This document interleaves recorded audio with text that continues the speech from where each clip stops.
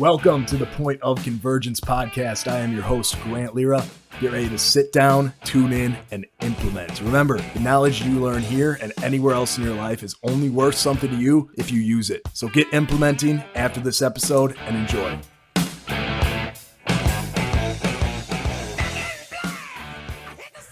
All right, welcome back to another episode of Remodeling Millionaires. Today we have Duane West in the house. Duane is the owner of 3Rs Construction. So from very humble beginnings to a true remodeling millionaire, we got him right in the studio here. And let's just start it off. Duane, how's it going today? Grant, thanks for having me. It's a great day. Yes, sir. Yes, sir. And we were talking a little bit about the weather out where you were at, starting to warm up a little bit. Just a little bit. We had more ice than we've ever had and a lot of damage out here. I think a lot of people can relate to that within this last, few months, even down in like worst case scenario like Texas, where they're not built for that kind of stuff. None of the homes or roads or anything, and definitely presents some unique challenges. It's fun as a society. You went from little things making us all panicky to shooting to blow up a volcano today. People go, that's 2021. Right on. So Duane, let's start everything off here, brother. Give me a 60-second snippet of where you are right now, what you're focusing on, what the 3Rs construction is focusing on, and I'm curious. Okay, so right now our big picture goal is I'm on the what we call the glide slope of retirement. I can see it in the head on the horizon, and I'm making the appropriate adjustments to make that work.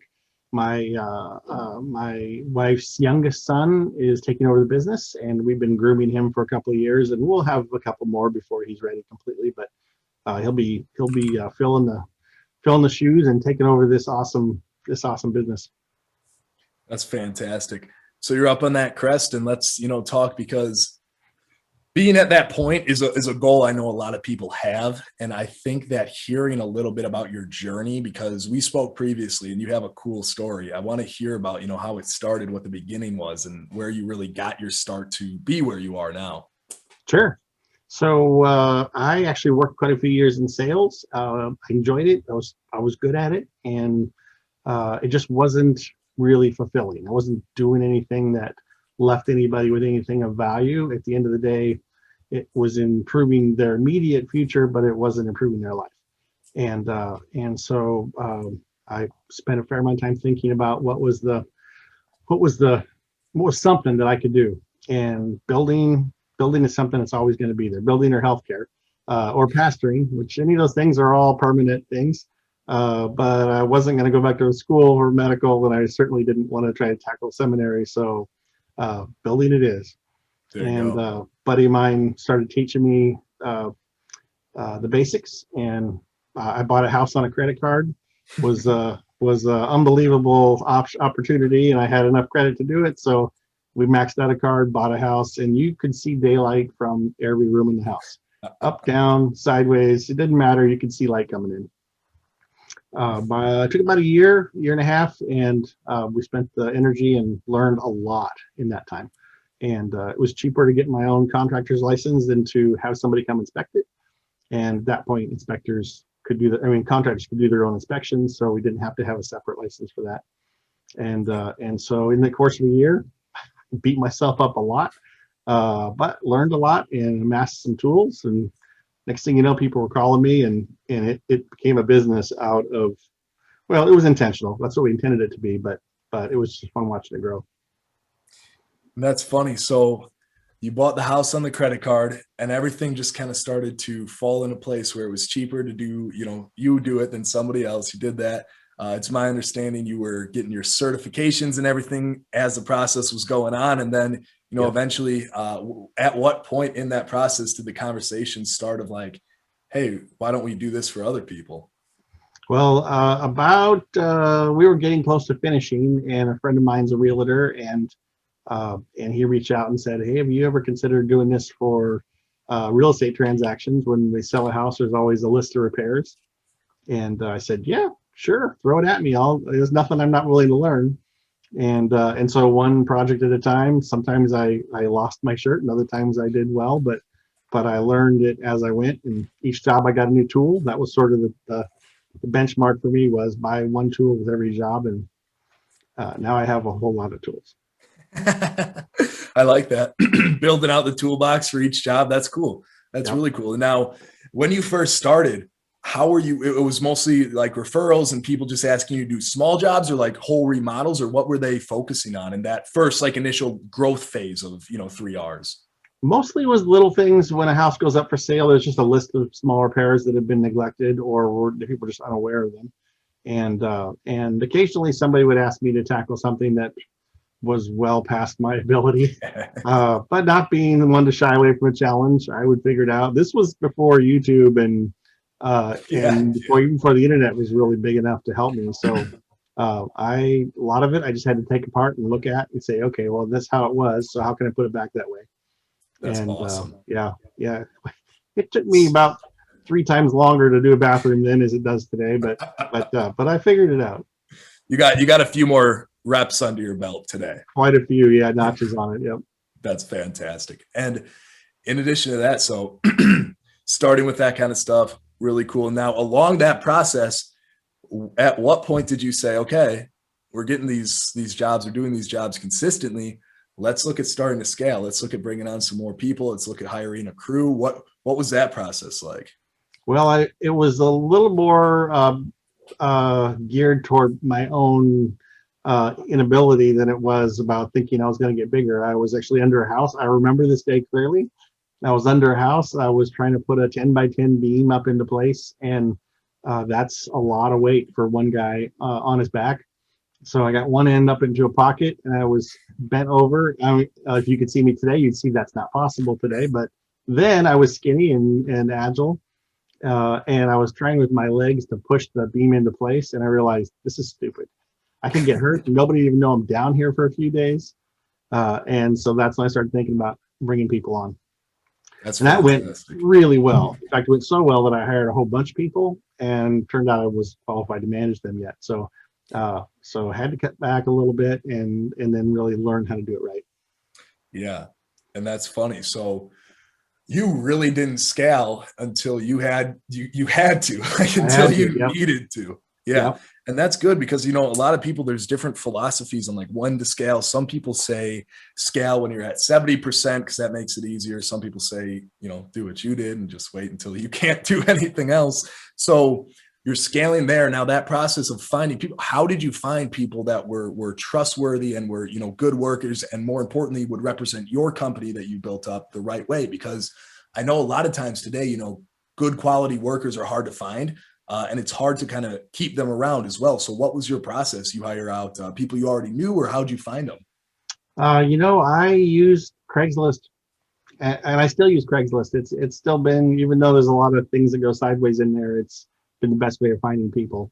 Wow. And man, people, that's the key. You got to love your people, and you got to take care of them, and you have to treat them as family. They got to be you can't just treat them as family. They need to be your family. Totally. And that's easy for me. I've done that my whole life, so it was never a problem developing a relationship with people. And I wouldn't ask them to do anything that I wasn't willing to do. So it wasn't until maybe 8 years ago that I stepped out of the field and have been behind a desk ever since. And now I might ask them to do things that I won't do today because I physically can't. But I have done them. Yes. Yes. And so you said something else very interesting earlier that I wanted to circle back to. So you said when you started bringing people on, you weren't ready to like manage them. It's a whole bunch of people that you have to manage, and that's definitely a daunting task. Like especially if you've never been in a position like that before, that's tough. So were you just kind of learning as you went? Did you seek mentorship from somebody, or how did your leadership style develop after you realized you're like, oh my God, like I'm here and I'm responsible for these people, and they got to do what we need them to do, and they got to work with me. So how'd that happen? Yeah, that's a really great question. So the generation I grew up in didn't seek out mentors, and I think that was a big mistake. I think that had we known that was an option or willing to accept that as an option, I would have benefited from that. I've had tons of young men come to me and ask me for direction and encouragement, and had the opportunity to speak into their lives and help them to grow. The generations that are coming through now, it's no big thing. To ask for a mentor is like same thing as asking for an email address. And for me, it was like, well, you can't admit you don't know. You gotta be the guy who knows. Yep. Yeah. So things have changed. And the other thing that I learned is that in scaling, there are two kinds of businesses. There are those that scale because they go into business and that's what they want. They want to build a business. They have a plan. They're going to build it to a certain size, and they're going to sell it, and then they're going to do something else. And the other ones are people who are just good at a task, whatever that task may be, and they just can keep doing it. But they never learned about business and never learned about how to run an organization, about taxes and governmental control, and some of the things that we face every single day. So those businesses struggle, and I was one of those. I didn't even realize I was supposed to make a profit. I went a lot of years breaking even, and when I figured out that it's okay to make a profit, I'm supposed to, changed the world for me. But I definitely was one of those guys. I just wanted to do a good job and didn't really expect to grow this big a company. And as it started to grow, it was exciting, but also made me super uncomfortable about, was I qualified to lead these people? So that's super interesting because you didn't aim to grow the company as big as it is today, and yet you were focusing on doing your job and doing your job really well for people that you care about, your end, your clients, your end users. So Right. I've said this for a long time now as well, like focusing on money, if you're starting a business in almost any field, that's going to set you up for failure from the very beginning. What Yeah. you should be focusing on, because that money is an output, right? The inputs are what's going to actually make that output happen. So focusing on doing your job, focus on mastering your craft, building out a good team of people who will help you and also see your vision. That's what's going to really scale your company. That's what's going to be able to make you grow. And that sounds like, correct me if I'm wrong, exactly what happened with you. Yeah, exactly. As a matter of fact, we currently have a core value list. There's 13 core values. 13th is bacon because everybody loves bacon. So that was sort of a gimme. But the 12th one and the last one is help enough people and you don't have to worry about money. And that has always been the case. You do things well enough for enough people, you don't have to worry about where the income's coming from. Yes, absolutely. Giving value is one of the most important things you can do in business, whether that be to a business partner, to employees, to clients, like giving them that value. And, before you ever ask for anything is Yeah, huge. That's going to set you up for success. That's going to make you a remodeling millionaire or a millionaire in any field, right? If you do that consistently, there's nothing you can do to stop yourself from getting to that position. And exactly. that's so true. So let's check this out now. We've been talking a lot about the ups and everything. You and me both know it's not always, ups. There's some downs for sure in business. So let's talk about it here. You're talking about scaling, and you and me, we had a short phone call before this podcast. Something you said really, really interesting that I've never heard anybody say out loud before was companies need to be able to scale both ways. What does that mean? Sure. Thanks for asking that. Everybody's focused on growth, break even, make money, grow. And there have been two times, and they're very clear in my memory, where I had to make a decision to scale backwards. And if I hadn't, we wouldn't be here today. The first one was when I hired a whole bunch of people at once and realized I wasn't qualified. And that recognition, it was hard to admit that I had hired people, and I really hate letting anybody go. But I had to, and I had to let a few of them go and say, okay, I need to do this right. And if I'm going to do it right, I can't do it with this many people. And then the second time was our last big recession, and everybody in construction went out of business. One in four of my friends that were in construction stayed, and the rest of them were gone and never came back. We didn't want that to happen. So we went from having a whole bunch of employees to a few employees, and then subcontracted out what work we did get. Yeah. And being able to sit back, not be so focused on today's task, but be looking at 3 months, 6 months, 9 months down the road, helped us to make that decision in time so that we were able to survive that recession. So that's so important. And I think, like, to be honest, trying to think back to a time when I've heard that throughout, growing my business as well. I don't know if anyone's ever said that. And I think that's so insightful and so important that, yeah, the goal of business is to grow, right? But sometimes you have to take a step back to take 3-4 steps forward. It's almost like the the stock market in a way. Your business goes up and down, and you have to adjust. You have to know when to buy and sell in your own business to be able to keep, in the game and not go under. Exactly. And if I could offer an encouragement to anybody who's considering this, the most helpful thing that I did not know at the time, and I do know now and do it consistently. Now, I'm in a position now where I don't have demands on my time all day long. I can say I'm going to take this block of time and think. But what I didn't realize is that I could have taken a 1 hour block twice a week just to think and look ahead and look at trends and read and not have a job scheduled and not have the phones ringing and just put everything on silent airplane mode and just focus. And if you're going to do anything of any size or any importance, you got to do that. If you're not thinking about it and you're focusing on what's in front of you, you will never see what's coming until it hits you. Absolutely.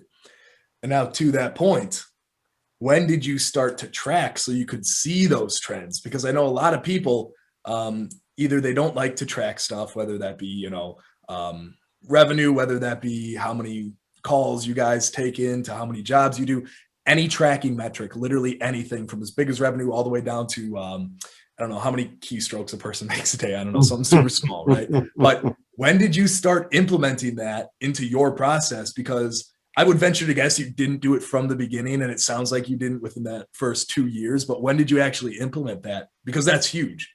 Yeah. So one of the things I learned is that when you hire people smarter than you or better than you, because they're going to take over something that you've done and you want them to be not just as good, but better. And because, I did sales, so I was good at people, but not at paperwork.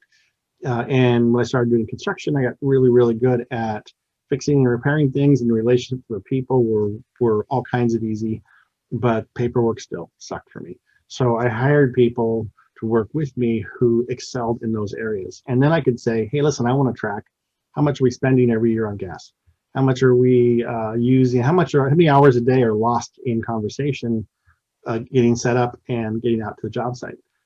And they could do that because that's stuff they love doing and they were good at it, and just give me the answer. And with that information, I can start thinking, okay, well, that doesn't make sense to do this. Let's try doing it a little bit differently. There you go.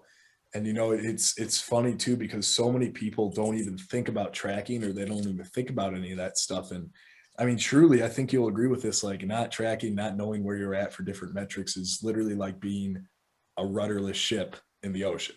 You don't know where you're going. You're right. Not knowing your numbers, flying blind. You, especially in construction, but I would guess that in any industry it'd be the same. You have a lot of money flowing through you at any given time. But if you don't know where that came from and you don't know what it's committed to, you're in trouble, because you're going to spend it thinking you have money in your pocket, and then all of a sudden you don't. Yeah. Yeah. Knowing the ins, knowing the outs, knowing what you get, like that stuff, especially like when people start up, the earlier you can do that, the better off you're going to be setting yourself up for the future, because it's just going to be that much easier. There's less thinking about it. It's already there. And I mean, I'll be honest, speaking from experience, it's a pain in the butt sometimes, tracking all that stuff. So you hire somebody out, I do most of it myself. We have some teammates who also, track different things, but seeing it in fruition. And if you're like me, who doesn't like to track and you think it's kind of tedious, do it for a week, do it for 2 weeks, do it for a month at least. And then look at that month, see everything you've gathered, and really, like you said, put yourself on airplane mode for, maybe it doesn't have to be a full day, maybe a hour, maybe 2 hours. Analyze it. Look at trends, look at areas where you see that you're putting a lot of effort in, and maybe you're just spinning the wheels. You're not actually going anywhere, because that's how you recognize those deficiencies and then grow your business, because you know what's taking more of your energy and not giving you a reward. So yeah. And Grant, you really hit it on the nose there, because tracking is important, but the kind of tracking you do is critical. Day-to-day tracking is almost of no value. Benchmark it. If you want to see where you're going, set yourself a benchmark of 3 months or 6 months or whatever is appropriate for that particular task. Yep. And then look at it and track it all through, but don't pay attention to the data till you get to the end. It doesn't make any difference to look at 3 days worth of what did we do today, tomorrow, and yesterday. That's not going to tell you anything. But what we did all month, that will make a difference. So true. So true. And now, Duane, you were saying that you started in sales. So I want to talk a little bit about the sales aspect of your company, kind of what your sales process looks like, how people find you guys, how long it usually takes them, to get through and everything. So how are people coming to you typically right now? We have that's where I spend most of my energy now. And I up until January had a whole marketing team, and which was three people, myself and two others. But one of them retired, and the other one went to work with his dad because his dad needed the help. So we've had to rehire that, and I'm in the training mode again. So it's right in front of me. But most all of our marketing is digital. We have our trucks are labeled, which is an enormous giant billboards growing around town. You can't go wrong with that. We have yard signs, which fortunately this state requires that you have a yard sign, so our names in front of people's homes. But if this is audio, so you can't see that I'm wearing a shirt with my company name on it. But everything we have is branded, and then we use Facebook and a variety of social media. Our strongest draw, our strongest and most successful avenue of marketing is Google. We have our SEO pretty well dialed in, and we show up in the top three, sometimes four and five, but we try to be in the top three all the time for all of our keywords. And as those things get real stable, we call it spinning plates. Put a lot of energy into the one that you want to get, and just keep building, building, building, get that working. Same as spinning a plate, and you get that thing where it's rolling on its own, and then throw another plate up and put energy into that one. Then go back, keep the first one moving, and you can keep adding plates as you have the ability to keep them all running. But sometimes you drop one and that happens. Totally. And that's great, because SEO is something that I think is pretty misunderstood by a lot of people, where they think that they start working on SEO, they start doing some H1 tags, meta tags, start doing keywords, that kind of stuff, backlinks, and they expect to see it like right away. And it's a different tool. SEO, just like any other marketing or really anything you do in business, is a tool. And knowing when to implement different tools at the right time is critical. It's crucial, because if the syntax of, okay, do this first and then this is out of place, I mean, you could be in a lot more trouble than you could be in, profit, because you're not implementing at the right place. And a lot of people, because I hear SEO thrown around all the time, and I think a lot of people don't understand exactly how it works and how long it takes to get working. Yeah. So I made a decision, which I've done a lot, to learn how to do these things myself, because I don't want to rely on anybody else. But as I'm getting to a place where I can't be everywhere, I am outsourcing more of these things. And a year ago, I would have told you I would never outsource my SEO. And now I'm outsourcing most of my SEO. There you go. We're still doing a bunch here, but what I've learned, we're still applying. So now we're hitting it from two different angles. And weirdly, the phone is ringing twice as much as it was. So it obviously works. I wouldn't have recommended a year ago. Today, I would tell you, yeah, find somebody you can count on, and pour a little money into it. So let's talk about that too. Like, I know, especially in this industry, digital marketing companies, digital marketing agencies have kind of a bad rap, and it's tough to find a good one to work with. So speaking from your experience, what did you look for, and what was your big things that need to be in place for you to be comfortable, partnering up with an agency and having you rely on them for their SEO? Because that's a big thing. Yeah. Honestly, I may be one of the hardest fish to catch on that, because I didn't want anybody else to have control over it. Not that I didn't trust them to do it. I just didn't want to never be able to do it myself, and never be able to be free from that obligation. And so, I get emails 4 a day from people all over the country, looking to tell me why my stuff isn't working and why they're going to do it so much better. And I know that they have no idea what my stuff is doing. That's just a lost lead. But I do a lot with Dave Ramsey organization. Nice. Don Miller is also somebody I work with quite a lot, and I've really bought into and embraced their business practices. And so on their Facebook groups, I just started asking people, who are you using? What do you like? And I started seeing themes. And so I used what I knew plus what I was learning from other people to help narrow down to a list of if you can meet all these qualifications, sort of like dating. If you Yeah, meet all yeah, these yeah, yeah. qualifications but don't do this one, and I don't know if I'm willing to hold out for the next one. Yep. And I did find someone that I think is doing a great job, and so far so good. That's fantastic. That's absolutely fantastic. So you're doing that right now. I'm assuming you guys are also getting word of mouth referrals and just people who you. Yep, yep. And Yeah. now, super important, right? Like those are pretty valuable, more valuable, I think, than anything else that floats in those word of mouth, those referrals. How do you set up in your sales process, in your fulfillment process, in your offboarding process after you're done? How do you set it up so people feel comfortable referring you to somebody that they either are related to or they trust or they're their friend? How does that process work? Yeah, that's a great question. So we've done a lot of different things, and one of the more successful is that we just talk to them a lot. I have a gal that answers the phone, and when she's the first one they talk to, and intermittently through the process, she touches back with them, and at the end, she follows up with a phone call. How did everything go? They take good care of you. Then we send out a letter and just saying this is what you can expect, and here's your warranties, and in each of those touch points, we ask them for reviews, and we've been reasonably successful. We're working on a campaign that will launch here in about 30 days. That'll bring in a whole bunch more reviews. But really, people don't mind doing it. You just have to ask them for it, and of course treat them well, which is super super important. Yep. I was recently part of a radon symposium, and one of the guest speakers was a magician. And he said, yeah, he went through a couple of tricks, and he says, when you finish a trick, people ask two questions. First one is, how'd you do it? And the second one is, do it again. He says, you want to be the kind of person that when you leave a job, they say, how did you do this? And do it again for my friend. And that's a great way to think about it.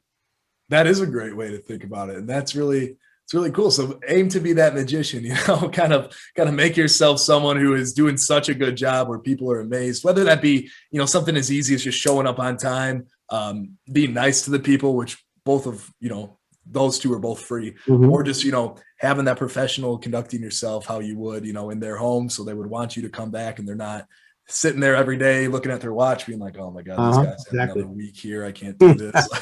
The thing is, it's let's just say we're setting the toilet. There's an easier one everybody can visualize. One guy comes in, sets the toilet, and leaves. Another guy comes in, greets them, is pleasant, sets the toilet. Once he's done, brings him in, shows it to them, shows them the features of the toilet, shows them why this toilet is better than any other toilet. Who made an impression? That's the one that they're going to call, or they're going to tell their friends about, because this guy knew his stuff and wanted to make sure you were prepared with everything that toilet could do.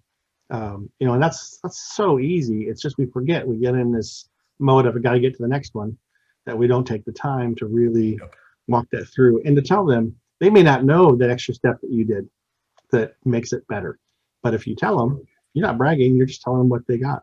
Yeah, yeah. And people remember. They obviously remember the work you do because they see it every day, right? So that's a given. They remember that. What I think is stronger though is the experience that they had getting that.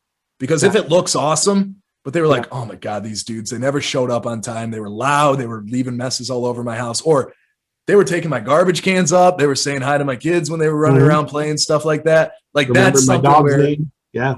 Yep. Because a lot of the times, it's funny in this industry where like there is such a negative persona on some contractors where they think that like guys are coming in late, guys are going to be loud, guys are going to be leaving messes, all this stuff, breaking things.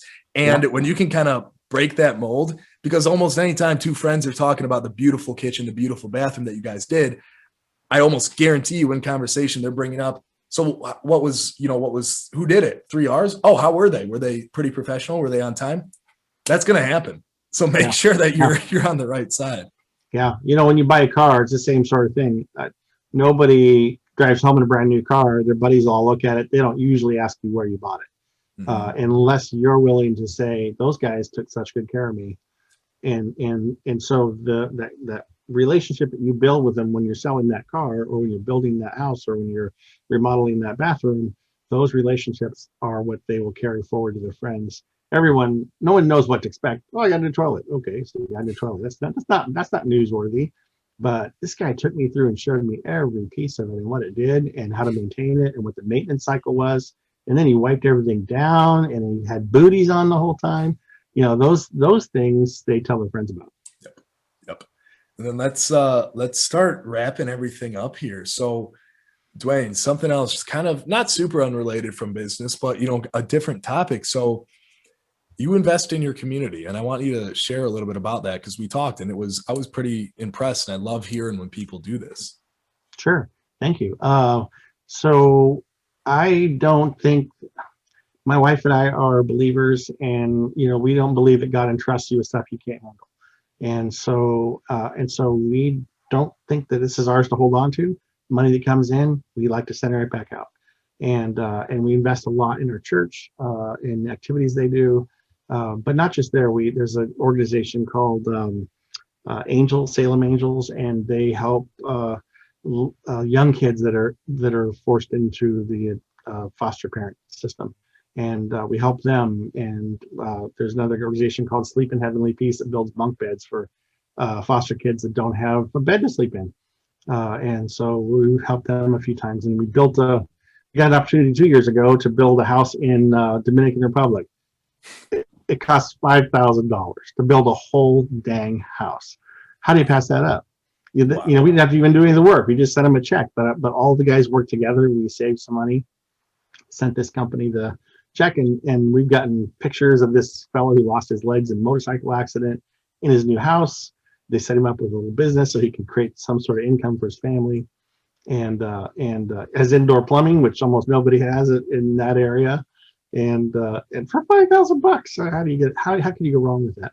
For real. And that's not just helping the community; it also helps our team really bond. They are doing something bigger than just trying to work every day. That's a great point. That is a great point. Yeah, building that cohesion within your actual business of people working towards a common goal, because then at the end of the day, what we talked about earlier, being motivated by money is only going to get you so far, but that money is a tool, and what you do with that money, build houses, help build bunk beds, help whatever the case is, that's something everybody can get behind. And that's something where people are, totally. Duane, where can we learn more about you? Where can we learn about 3Rs? Like where can we find you guys? Well, everybody's on the web. We are obviously at 3rsconstruction.com, and that's a great site. There's a lot of effort goes into that. We put out a lot of free content, and our goal is to be able to help people no matter where they are in the process. If they want to do it themselves, the information's there. If they need help, they can reach us through there. That's the best way to reach us. There's a contact page. We are hiring again. We're super careful not to grow our team until we're ready, but we're ready to take another step. So we're going to bring on a couple more people. So if you happen to be looking to get into work in construction with a team that really loves what they do, you could give us a call. There you go. If you guys are in Salem, Oregon, hit up Duane. He'll treat you right. And then I'll link that down below. I'm also going to link Salem Angels and Sleep in Heavenly Peace down below, where you guys can check out those organizations. Sound really good. But Duane, thank you for not only coming on today, but also sharing, what you what you wish you would have done differently, all the ups and downs like we talked about. Man, it's gonna be huge. A lot of really good takeaways from this episode. Grant, it's been my pleasure. Thanks for having me. Yes, sir. Take care.